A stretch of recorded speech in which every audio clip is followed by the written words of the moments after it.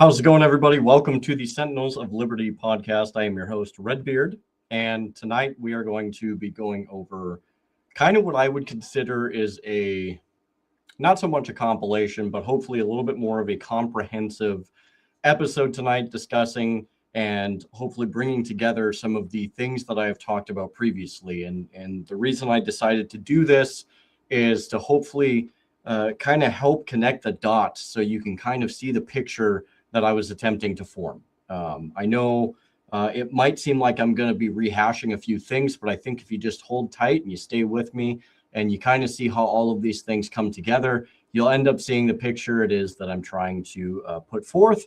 And hopefully you'll be able to come away with something that is both informative, but also will give you a sense of where things are going. In terms of the United States, but it could very easily apply to your own countries if you're tuning in from a different country or wherever the case is. So it's always good food for thought. And as always, I greatly appreciate everybody who's taking the time out of their evening tonight to stop by, watch, and I hope that it is everything that you're looking for out of a podcast. I have no housekeeping tonight, so without further ado, we will start to jump right into it. So I'm not sure. Obviously, I would assume that all of you have had the opportunity to kind of see what the title is tonight. It is essentially Perspective, Purpose, and the Lies of War, how republics rot and how empires rise, right? I really felt like this was contemporary and worth chasing down given all of the different events that we have going on today. And needless to say, there's a lot of chaos. There's a lot of catastrophe that's going on. We have, all of these bureaucrats and these politicians making decisions that, quite frankly, are not in the best interest of not only Americans, but also Europeans and many other people around the world. It's a complete disaster. And I think in order for us to be able to go through and overcome a bunch of these issues and bring light to these issues, we should at least have an idea of what it is that we're dealing with and how we can move forward from this. And so hopefully I can put together a good picture and frame of reference for that. So let me just kind of put together here a situation. Picture a massive ship, right? Engines roaring through the fog so thick that you can taste the moisture. Now, anybody who's ever been through thick fog, whether it's outside walking around or actually even on a boat or whatever the case is, you kind of know how that feels. You kind of can imagine how that fog might be. It's so dense that you can taste the moisture. You can taste the heaviness in the air. And so I want to really paint that picture for you. You have crew members aboard this ship that they cheer the speed. It's a great innovation. The ship is advanced, and you have the officers on board that are boasting of the momentum of the ship and the maneuverability of it and all of these great things. And it's one of the most amazing innovations in the world. Now, all of this being considered, no one can see beyond the bow. Okay. Despite all of the technological innovations, despite all of the things that the ship boasts and the ship has, no one actually can admit that they're lost. And I do believe that it's not just Americans that are aboard a ship like this, but many other people. However, this is where America stands today. And I would even argue that the ship is rudderless also. So let's examine a few things or characteristics of the ship. A foreign policy that runs on muscle memory, but not really any form of strategy whatsoever. As we've talked about before, there's no clear game plan or outline or anything like that. It's anytime that people are asked or pressed, they don't really have a good answer. They don't have a goal or an end game. You have a domestic policy that reacts to crisis after crisis without any form of direction. And I would argue that much of these crises of contemporary times are often manufactured. And any good manufactured crisis or any good crisis that is come out from thin air usually does have a little bit of truth to it. You know, some of the best lies are founded on some form of truth. And so it's not entirely all just something whimsically made up, but I think we've seen in recent times that they certainly will not let any good crisis go to waste, especially if it's one that they manufacture so they can come in to ultimately be the saviors. A military establishment incapable of honesty, self-awareness, or anything of that nature, it's extremely detrimental. And we have a government redefining war so it never needs permission. In addition to this, a public manipulated through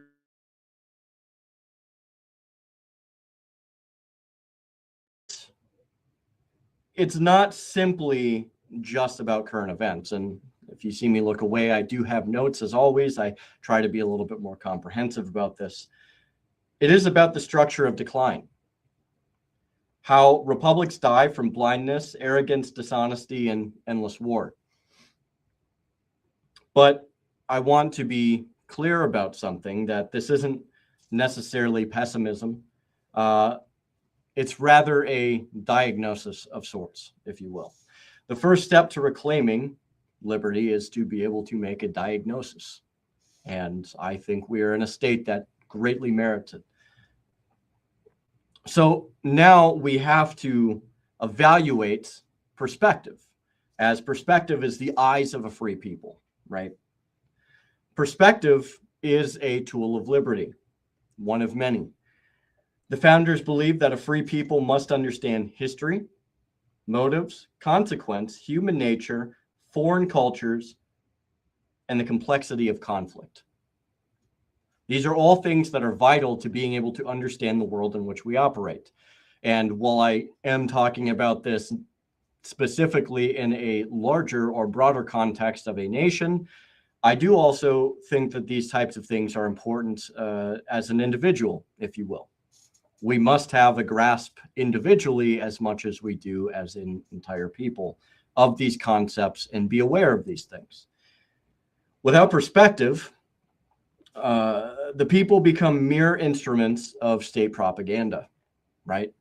You can be used, manipulated, and driven into a direction that they, you know, the bureaucrats or the government powers that be want you to go. We have to heed to some degree those who came before us that acknowledged some of the dangers here. Liberty cannot be preserved without a general knowledge among the people. John Adams spoke upon this. He wasn't necessarily talking about random facts, but he meant perspective, right? It's not a matter of just having randomness to something, but we have to have a perspective on things, a willingness to try and understand or at least see various sides of a situation. Which leads us to a demonization cycle, right? How empires manufacture consent. And you're probably wondering how this plays in, and I will do the best I can to explain this. Every empire requires an evil other to justify an endless war, perhaps, right? It's not the only thing, but it is a requirement typically of those who seek war. They have to, you know, create the evil other side in order to justify whatever it is that they want. We see this also in cultural issues. We see this in societal issues. There's always got to be the evil person in order to justify the actions of one side or the other, one group upon another. This is how it works. World War I propaganda painted Germans as subhumans, right? We look at Cold War propaganda, portrayed Russians as irrational monsters, not humans, shaped by geography or history. And what I want to remind people of is, even though that there were atrocities that did occur in the 20th century, in order to understand how you get somewhere, right? You have to understand where they came. You have to understand where these people eventually got to where they are, based off of things that happened previous. It doesn't just happen by randomness or happen chance. Rather, it's typically that of people who have grudges, or there's some animosity, or there's something typically built up that drives people to do the things that they do, typically. Post 9/11 narratives erase nuance from Middle East conflicts. So none of the history before 9/11, allegedly or apparently, really mattered to some people, as long as they were able to craft something that they found was appealing or ultimately supported their dispositions or the positions that they took. Empires simplify, but republics typically tend to analyze when they're well functioning and they run, right? So I want to ask you, and it's not necessarily to Americans, but how many Americans know why Russia fears NATO expansion? How many understand Japanese pre-World War II resource desperation? Or how many can articulate accurately China's fear of containment, right? These are all different questions that I think through history that very few people tend to actually want to examine. Why? Because it forces you to have to ask questions that may bring about uncomfortable answers or things that are inconvenient to finding or to maintaining the lie.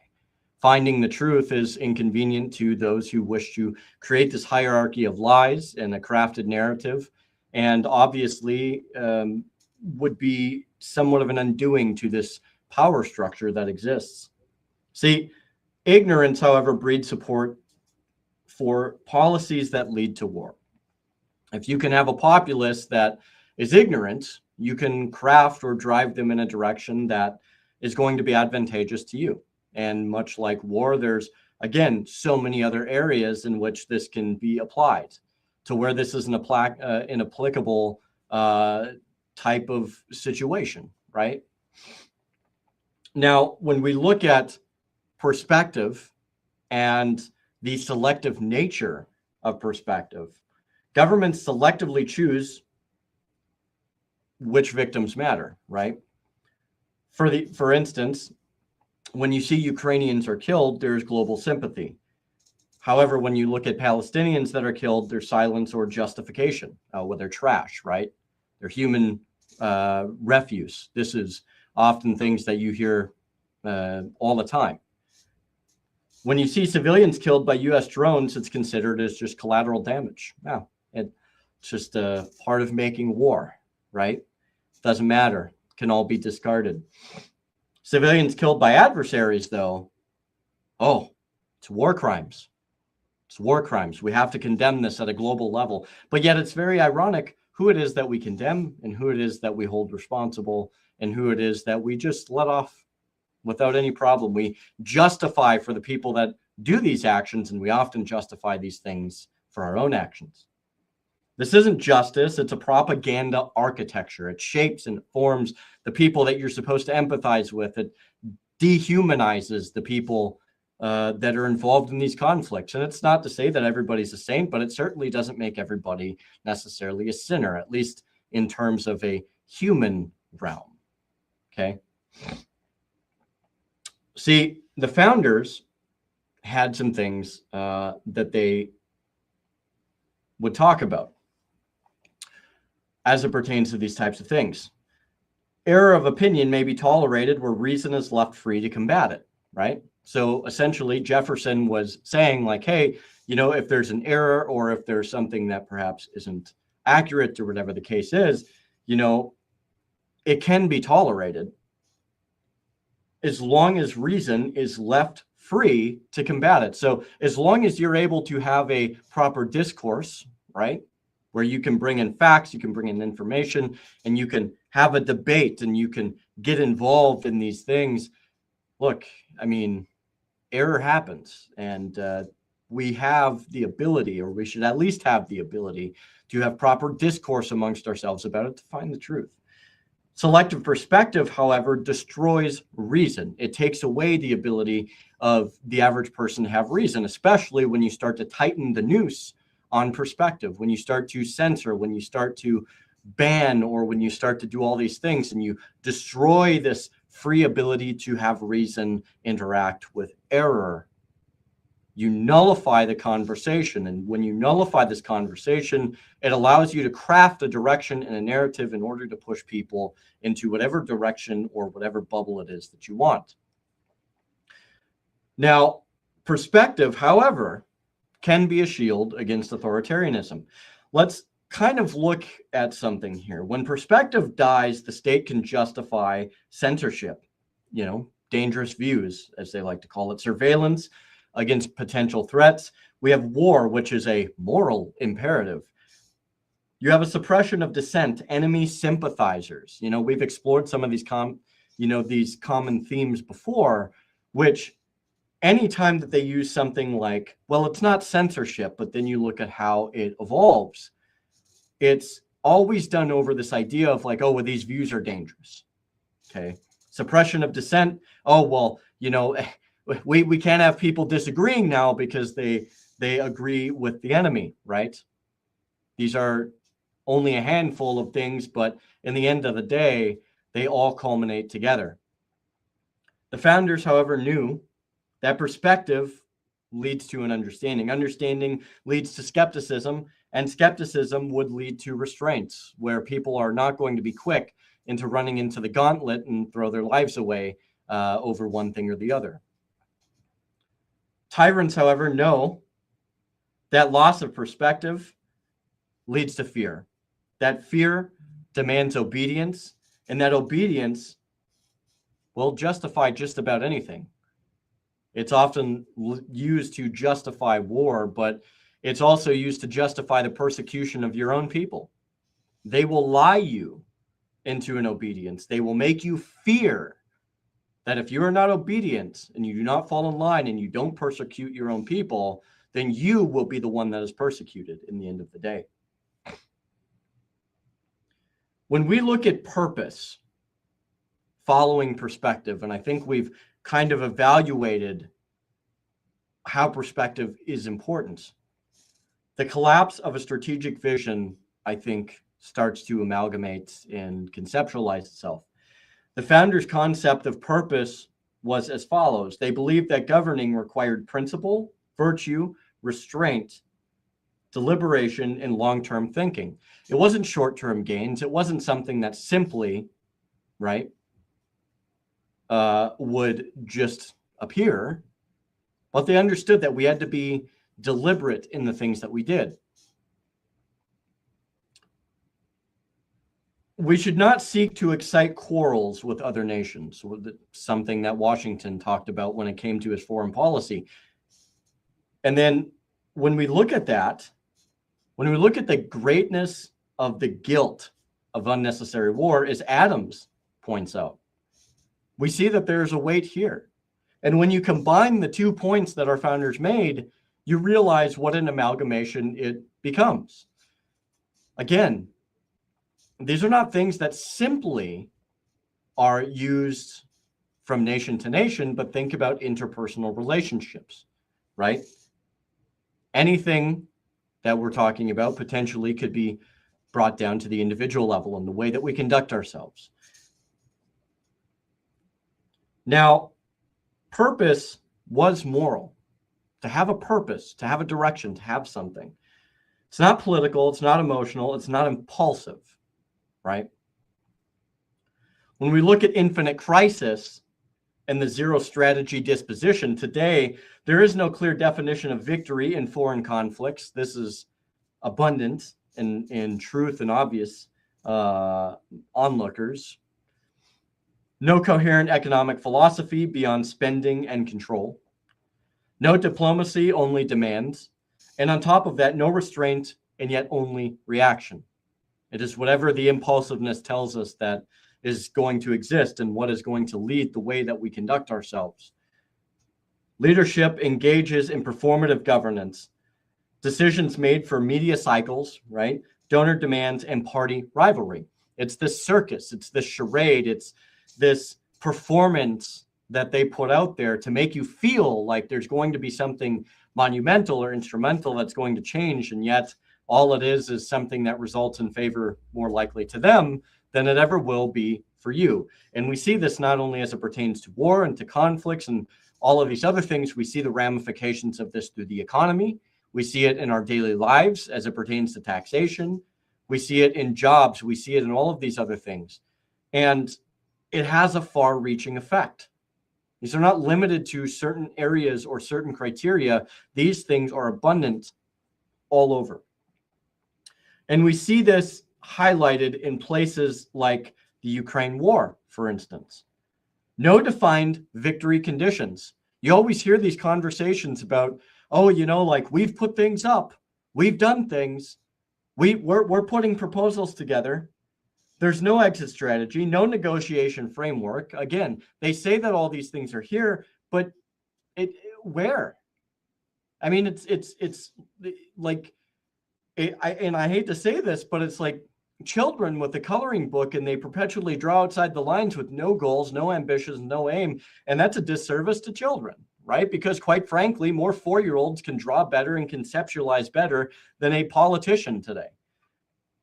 No cost analysis. There's no explanation to the American people whatsoever. And I would argue that this is the same across Europe as well. When we break this down and we look at how the Ukraine war is conducted, there is this facade that they're trying to do something, but they're completely ignoring the forest for the trees. They're saying the Russians have never come to the table. The Russians have been at the table the entire time. You have the West that is blatantly ignoring all of the things that are put around them, saying, well, they're not at the table. We've been at the table. We've made all these things. None of that. You're avoiding all of the perspective. We just talked about perspective. We just talked about understanding. And when you avoid perspective, when you avoid the entire picture altogether, and you put something forward, and then you say, oh, well, you know, we have all these things. You never had a framework to begin with.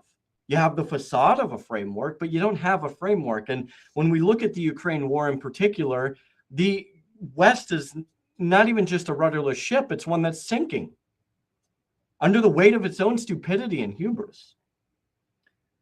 And essentially, it's movement without meaning, right? Don't ever mistake movement for action, because quite frankly, there's very little action, if any at all. When we look at the endless crisis model that we evaluate from this as well, government benefits from crisis, which is why they go out of their way to create certain crises, right?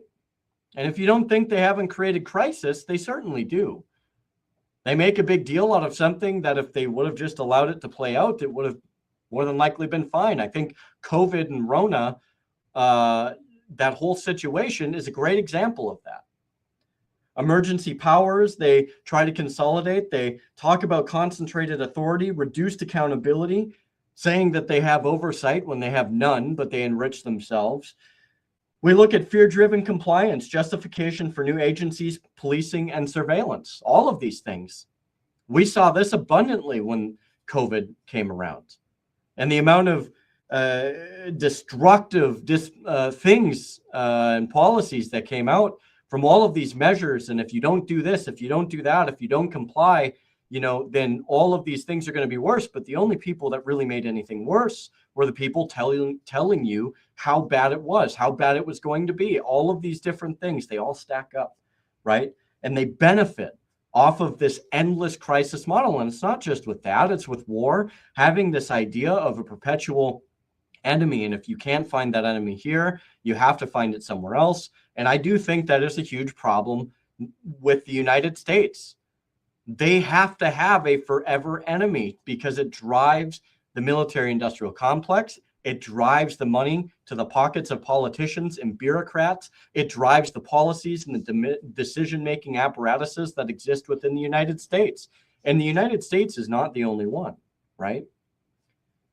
But we see this cascading of effects. We see how widespread these things are. And moving on to further kind of elaborate on this just a bit, crisis is the rallying cry of the tyrant. Something that Madison had talked about, right? Never let a good crisis go to waste is a saying that unfortunately has become more and more true as time goes on. When you have a loss of purpose, empire, bureaucracy, overreaching government, it fills that vacuum. all great empires drifted into war. There is no disputing this. When you look at history, empires that grow, that gather their power, that expand, ultimately drift into war. Rome abandoned republican restraint. Britain's civilizing mission replaced strategy with moral arrogance. And furthermore, Soviet expansion became the ideology, more of a general ideology versus a defense. But even then, when you look at how the Soviets conducted themselves, I don't ever think it was ever in their mindsets to where it was about defense. I think it was always ideology driven. And I think it was to build this empire that ultimately became one of the most destructive forces in the world. And there's been a lot. When we see that purpose dies, right, imperial instinct generally tends to take over. When we look at history, we see the expansion of influence. We maintain, there's a maintenance of presence everywhere. It has to be everywhere in all things all the time.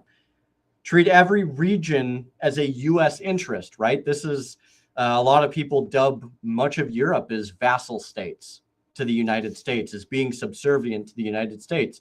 And I think that when you look at NATO, especially, and you look at the dependency on the United States, I think the United States, ever since World War II, has done a fantastic job of bringing everybody under the auspice of what we want them to do. And you have countries today, thankfully, that are bucking that idea. And I hope they do, because if you're going to remain independent, if you're going to remain a sovereign nation, if you're going to do things for the betterment of your people, you cannot be a part of this hegemony under the auspice of the United States. That's just a flat out fact. And quite frankly, the United States, to some degree, has to come out from its own influence. It's literally getting high off of its own supply to the detriment of Americans. But I digress. Fighting perpetual wars for unclear reasons, something that not only just the United States, but many other nations tend to have a very good understanding of. Now, the United States, I would argue, is a very strong perpetrator of wars, as we tend to be embroiled at nearly half a dozen at any given time.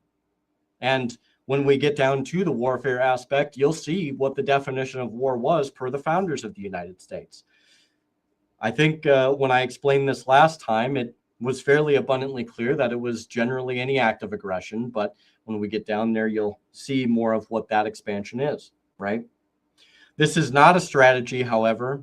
I would almost say that you're tying your own noose at this point. While it seems like you have this grand ability and you're unbeatable and you're unwavering, it really is nothing short of signing your own death warrant, if you will. It is inertia, but it's the inertia that results in the death spiral of empires. Every great empire that's expanded beyond its means, that waged endless wars, that persecuted its own people, has always died. It's always fallen down, and oftentimes the survivors of that empire are left to try and build something better.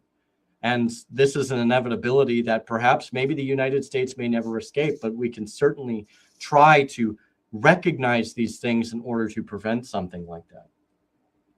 Now, when we go into the third part of this, the military self-deception and the falsification machine, you'll start to see where all of these other concepts start to combine with this military disposition, right? Essentially, this is going to be somewhat of a centerpiece and perhaps even be an exposing portion of what it is I'm trying to talk about tonight. The institutional habit of hiding failure is ever present, and it has been around for decades.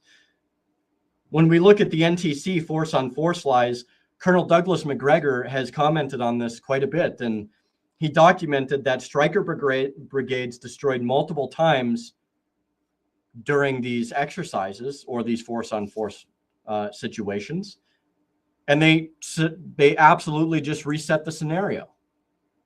There was no deliberation. There was no going back. There was no anything like this. They just simply reset it. It didn't happen. They swept it under the rug. It's not a big deal. Red teams told to simulate incompetence.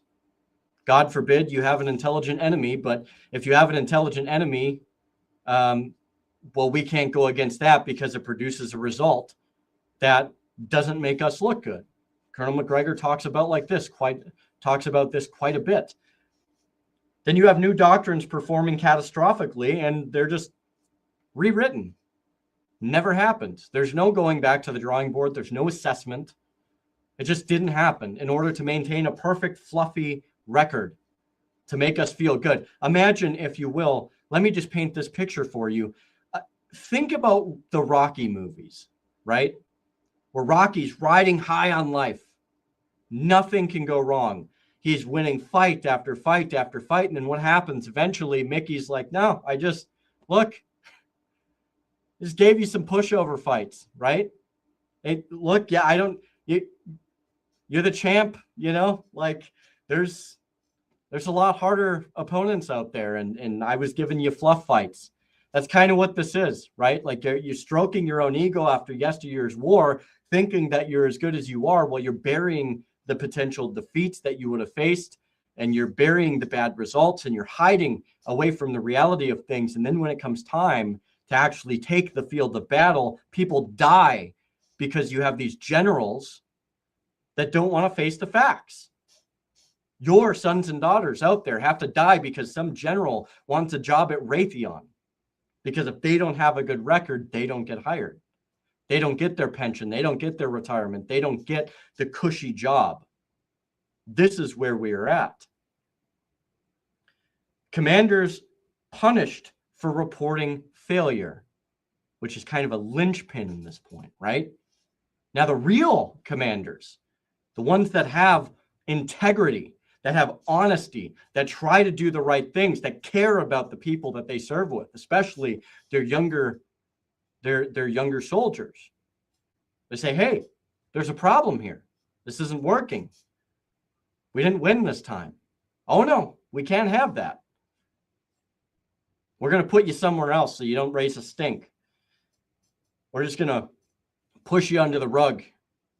And if you don't retire or do your job quietly, well, there's more things that can happen. Douglas Macgregor explains this ad nauseum, time and time and time and again, and he's not alone. He's not the only person that talks about this. Matter of fact, when we pivot to something that's potentially more contemporary and something that's a very logical and or realistic possibility, let's look at the China war games that have been conducted over the years. The U.S. forces lost dozens of aircraft. Carriers sunk in early hours. Logistics collapsed under missile saturation. And furthermore, results were rewritten for public release. They are lying to you to make us look good, to put forward the sense of hubris of, oh, we can't be beat. We can't possibly lose. Further emphasizing the damage that can be done when you have commanders and false reports written to make us look good. And again, it's your sons and daughters, it's your friends and your neighbors who serve the country that are at the behest of these madmen that want a job at Raytheon or Boeing or any of these other companies, right? Because they can't possibly file an honest report of failure. So these are people that don't want to learn. They don't want to say, hey, maybe we could be better. It's not about being better. Let's be honest. If it was about being better, we'd have a real honest to goodness conversation about actually being better. But there's a Raytheon job that's waiting for this general. So your child doesn't matter. He needs to get his retirement. Okay. So then he can, push the U.S. government after he's sitting in a comfy job in Raytheon saying, hey, we should go to war so I can make money, so you can make money, so you can buy these weapons. Your sons and daughters and your neighbors, your brothers, mothers, fathers, be damned. That's the point that we're at. You see how insidious this is? You see how deep this goes and why I am trying to connect all of these things, because it's all one big horrible package that we've been sold time and time and time and again. And I'm not done yet. There's still a fair bit to go. When we look at Ted Postal and we look at some of the things, Professor Ted Postal, and we look at some of the things that he has to say about missile defense. Oh, the glorious missile defense. right? Well, let's see some of the things that he's talked about. Intercept failures reclassified as success. Not a big deal. We didn't really intercept it, but we were successful. Countermeasures ignored in tests, so it's not a big deal. So what if the balloon or the a reshaping of the nose, fouled up things? That's not a big deal. We won't worry about it. We have a perfect track record, right? And dummy warheads used in unrealistic scenarios on top of billions allocated to based on fraudulent data. So when you're cooking the books, it's not only potentially endangering the lives of the people that are supposed to protect this nation, all of the people I've mentioned, right? But it's fraudulent with what they say that they're doing with your tax dollars. Now, I have my opinions on taxation. I won't get in on that here. But in the end of the day, when they say that they're taking your tax money to provide for a defense, and then they're telling you lies about the defensive capability, and furthermore, when you listen to people like Postal and McGregor, and they actually elaborate on missile defense systems, you'll hear them talk about how farcical missile defense really is, that there is no guaranteed missile defense. This is something that they talk about ad nauseum, in which Department of Defense insiders will tell you, no, we have a 100% shoot down rate, or it's a 90% shoot down rate. We're untouchable, right? We're not going to take the brunt of it, okay? We get into a nuclear catastrophe, we'll be fine. Everybody else is going to be dusted. But that's not the case. That's not what the evidence, that's not what the tests have been showing. And so as a result, we are left more and more vulnerable with every single lie that pops up.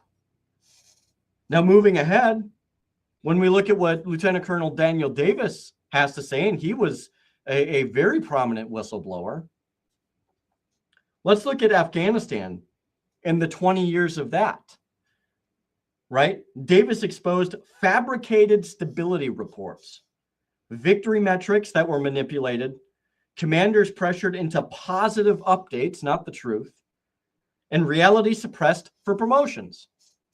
No, it's fine. It's all going swimmingly. There's not a problem at all. It's not a big deal. We're winning on every front. There's nothing wrong.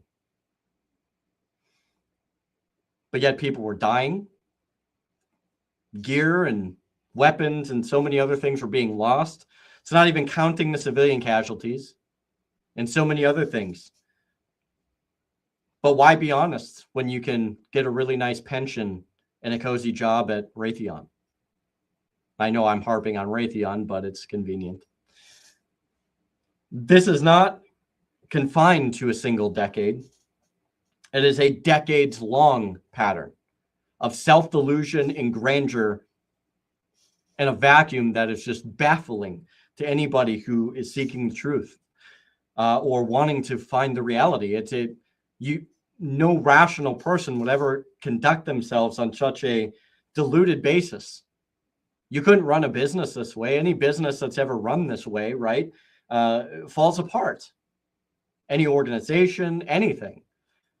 You go long enough and it just falls apart, either with a quiet suffocation or a thunderous departure.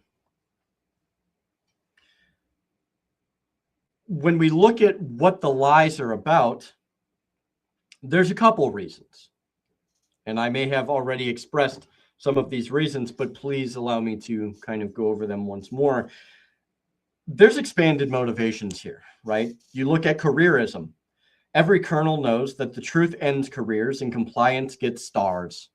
So if you're a good little soldier, you fall in line and you do all the things that you're told to do, then you are going to get the promotion. You are going to get all of the things that your little heart desires, and you'll probably get a safety net, especially if you were involved in a situation that may be less than desirable. Unless, of course, the military industrial complex or the DOD sees fit to throw you under the bus so that way another colonel can get the job that you were going for. You have contractor pressure. Truth threatens the trillion-dollar programs. So what do you do with the truth? You kill it off. You can't allow the truth to come out because the truth is going to destroy an industry. When you look at the political optics, presidents need success narratives. They don't want the truth. They don't want the people to realize how bad that wars are, how bad the situation is in general. And again, you can carry this over to the economy. You can carry this over to many other things. The truth is the enemy of governance. And the government will bury it at every turn that it possibly can. And when they don't get their success narratives, the presidents or the governors or Congress or whomever it concerns, the truth complicates re-election. And so therefore they can't allow the truth to exist. Why? Because, they would have to be responsible and they would have to be accountable, which is many parts of the reasons as to why you haven't seen a formal declaration of war, because the formal declaration of war then provides that sense of responsibility, this inherent responsibility. You are accountable for this person's son or daughter dying in this land, and you better. It also forces you to have stated objectives, a timeline, a time frame, something that is going to provide direction and give people an idea of what the heck it is that they're fighting for. And when you refuse to do that, there's a very good chance, more than likely, almost every time, that it's fraudulent. And your sons and daughters have to die for a lie. It's not something that's new. It's something that's gone on for a long time. You have institutional ego, where the military can't admit vulnerability. And furthermore, it would shatter the myth of invincibility, as Hegseth always likes to talk about. We're strongest military in the world. We're so strong. We're unbeatable. We can't lose. Well, if we're so strong, why do we have to hide results? Why do we have to cover up the failures? Why do we have to why do we have to lie about battlefield successes or failures, tests, all of it? If you're so strong, if you're so confident, if you're so realistic about things, why do you have to hide it all? I think it speaks for itself. And when we look at history and what that tells us of how these types of things lead to collapse, Imperial Japan ignored Midway exercise losses, and it resulted in disaster, right? The Soviet Union had war game fabrications, which ultimately led to strategic collapses in various areas. Napoleonic France, overconfidence, falsified intelligence, and catastrophic invasion of Russia, right? When you look at Nazi Germany, Hitler demanded victories in planning meetings. Planners created fantasy maps. And moreover, when you have delusion that's so heavy, you start imagining forces that don't even exist anymore. We saw that at the end of World War II. When you look at the U.S.-Vietnam War, we see things like the Pentagon Papers revealed leadership knew the war was unwinnable from a very early stage, but lied to maintain the control. They wanted to keep the narrative until the narrative didn't want to be kept anymore. This is the death cycle of a militarized state.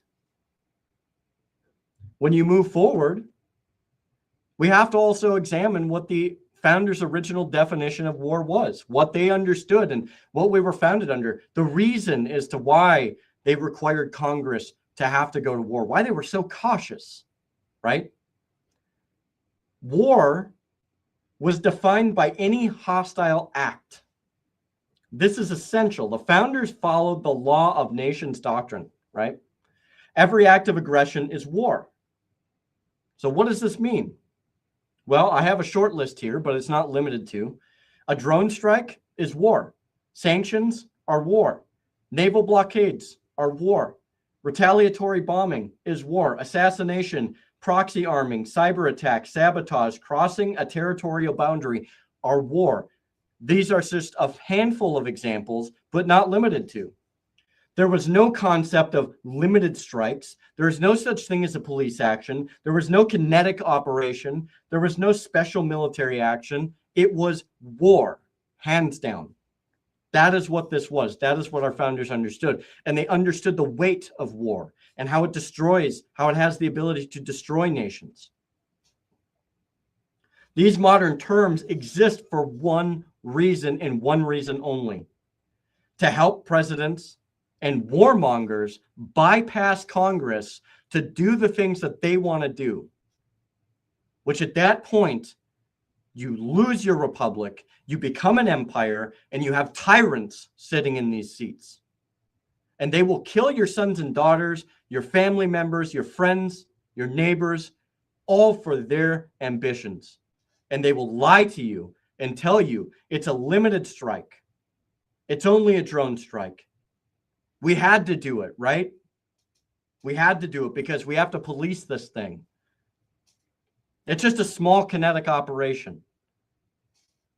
We have to do this because, if we don't do this first, then they're bound to do it, right?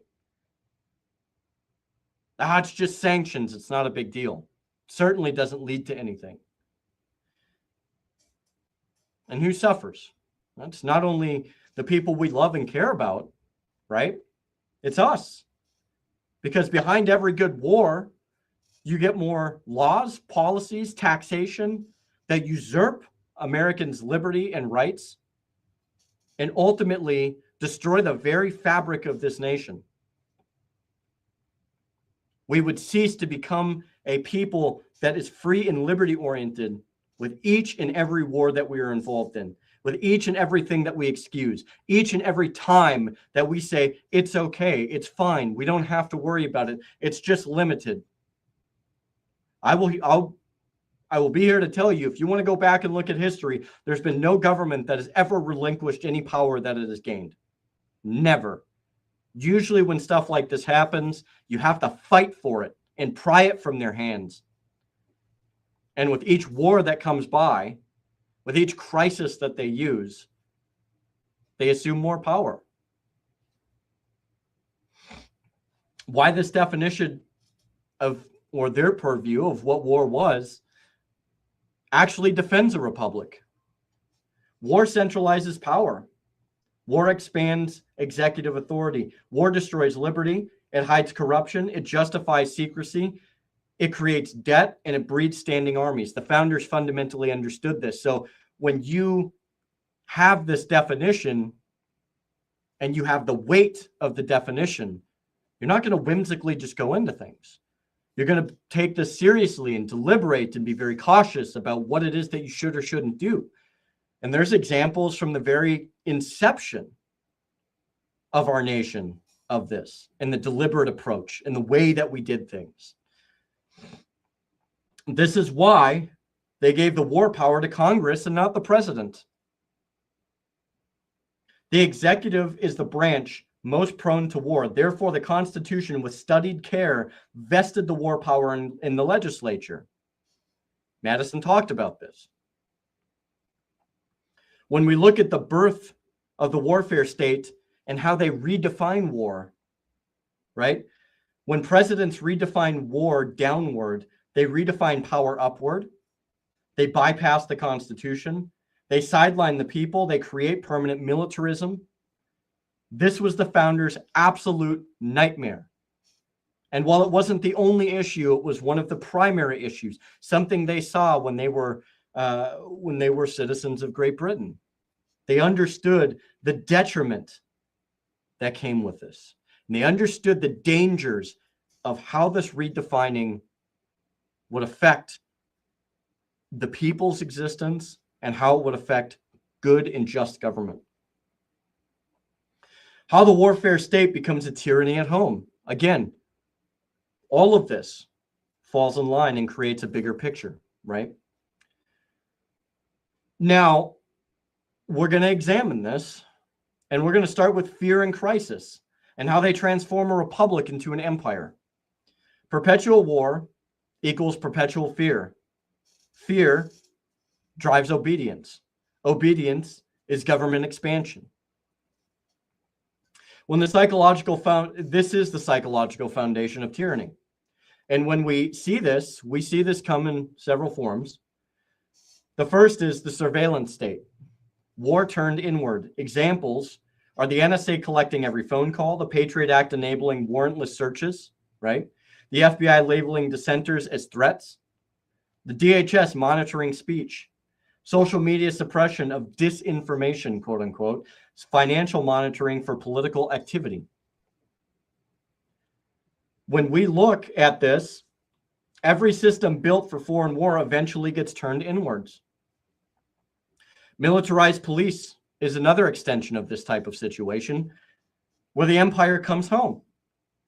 MRAPs in small towns, SWAT raids for petty offenses, no-knock warrants, counterterrorism doctrine applied to citizens, riot gear normalization, DHS equipment trickling into local police, policing culture shaped by war becomes indistinguishable from an occupying force. Look at your cities, look at your towns. You're most likely occupied. You have an economy that becomes hollowed out by war. Trillions to defense contractors, infrastructure is neglected or swept under the rug entirely. Debt is exploding, and endless deployments draining personnel. And without getting too far into it, what do you get from cycles like this? You also get PTSD, you get mental anguish, and ultimately you get people that are hooked on opioids, alcohol, and the unfortunate side effect of suicide, which we have too much of. People that otherwise would have had so much to give have left us early because we have an out of control government that decides that war is better than, the welfare of their own people. It becomes a governance of the people. And it becomes a government instead of a government of the people, rather, to a government over the people. War becomes a business model, feeding like a leech or a vampire on the Republic. When we look at censorship, all warfare states censor. This is irrefutable. This is a fact. Whistleblowers are imprisoned. Journalists are threatened. We've seen this with people like Assange. We've seen this with people like Snowden and so many others. Narratives tightly controlled, dissent labeled as foreign influence, and sanctioned speech treated as treasonous. This is how liberty erodes quietly. These are some of the primary mechanisms that you will see. And in this, you sacrifice things like perspective. You don't have to justify a direction. You don't have to have a purpose. And if you question any of it, you're an enemy of the state. The final's founding warning, where all of these things tend to come together, they didn't fear foreign enemies, not particularly. They feared what war would do to our own government. No nation could preserve its freedom in the midst of continual warfare, as Madison has talked about numerous times. Excessive partiality for one nation and excessive dislike of another cause those reciprocations which lead to war. Washington has talked about this, specifically in his farewell address. Arms in the hands of citizens may be used at individual discretion for the defense of the country, to overthrow the overthrow of tyranny or private self-defense. Adams talked about this. Standing armies are inconsistent with the principles of Republican governments, something that Jefferson talked about. They warned ultimately that the loss of perspective leads to propaganda and falling to it. Loss of purpose drifts into factionism. Loss of truth ends up into corruption. Loss of war restraint creates further growth of an empire. An empire creates a tyranny at home.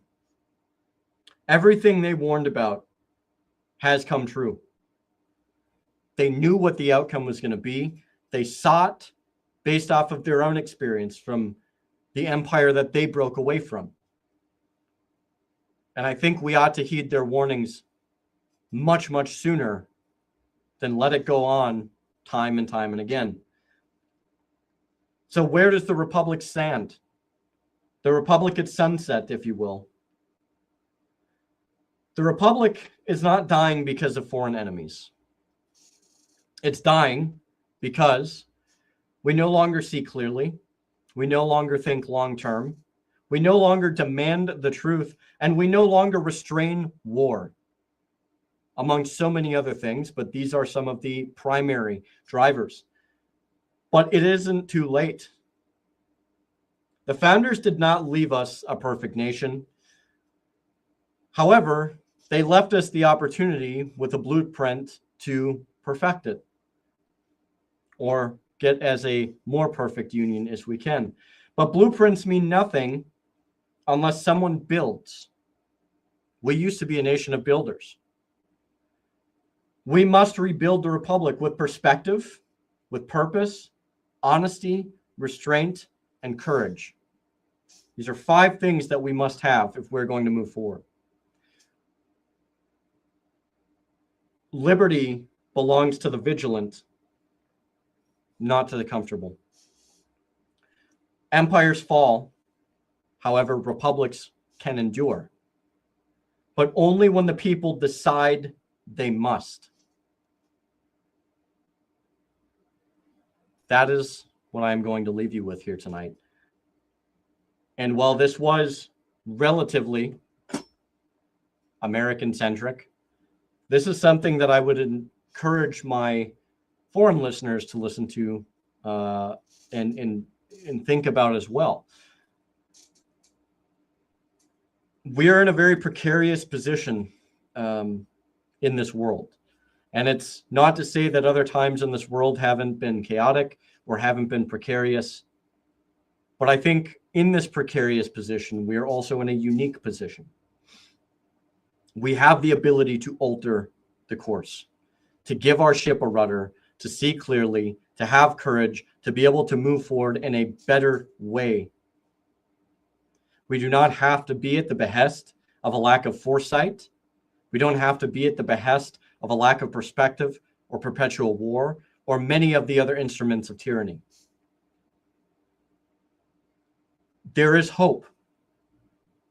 And if you look around, if you take the time and you look around, there are governments that are falling apart.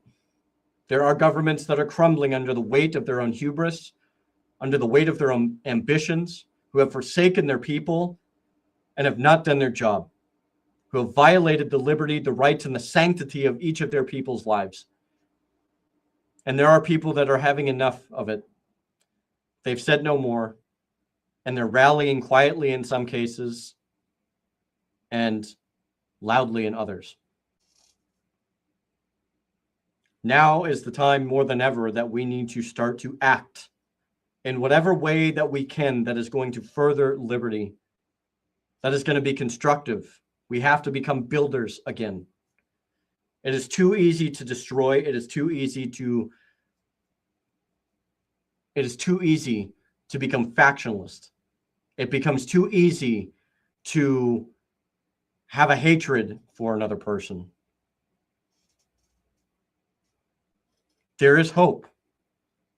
There is hope. I am telling you that there is hope, because if you look around, if you really look around and you see what is happening, it is not light and it is not transient. People in this world have had enough of these people, these bureaucrats, these politicians, these tyrants.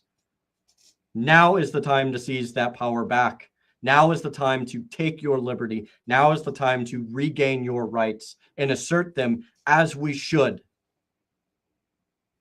Today can be your first step. Today can be the first step to an opportunity of a better life. Maybe not for you right away.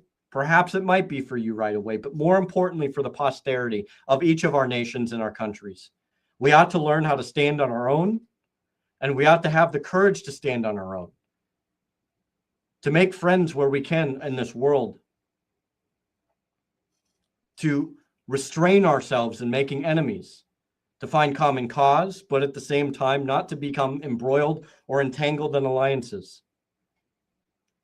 Friends with many, free trade with all, and the ability of us to conduct ourselves in a way that is befitting of a people worth liberty, deserving of liberty.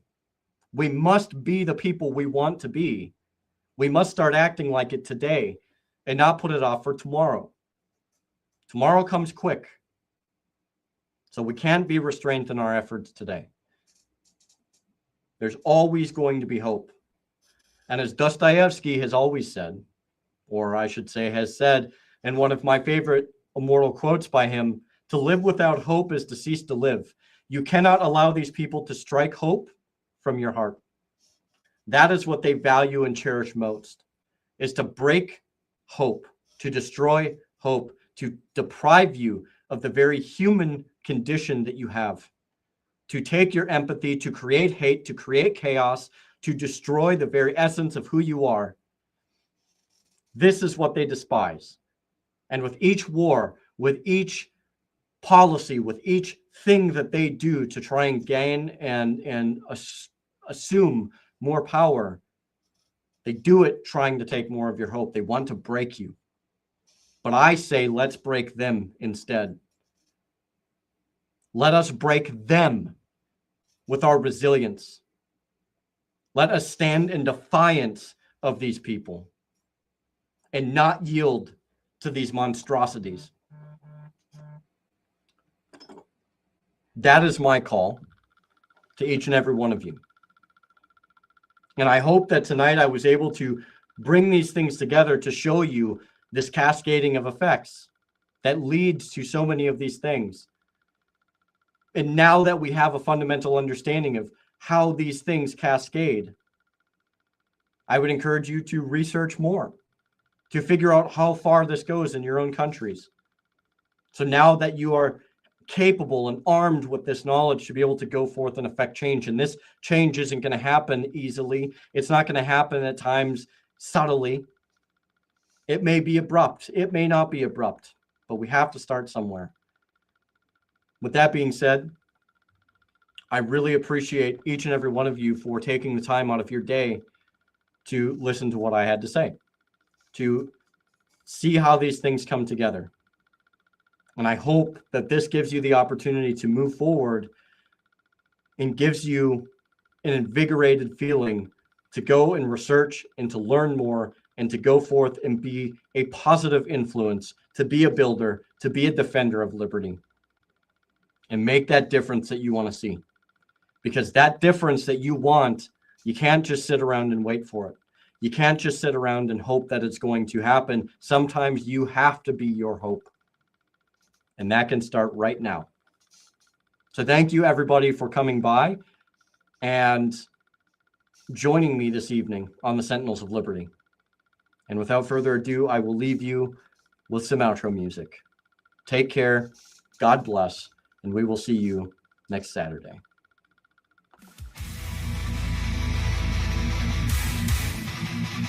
Steel-clad fist, rise in the dark. Shattered chains ignite the spark. Tyrants crumble, feel the flame. Settle strike and freedom's name.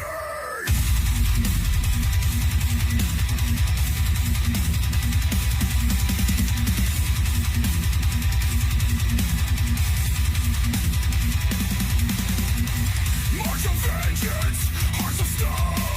Blades of justice carve the throne. Freedom's cry, a deafening roar. Liberty's warriors waging war. March of vengeance, hearts of stone. Blades of justice carve the throne. Freedom's cry, a deafening roar. Liberty's warriors waging war.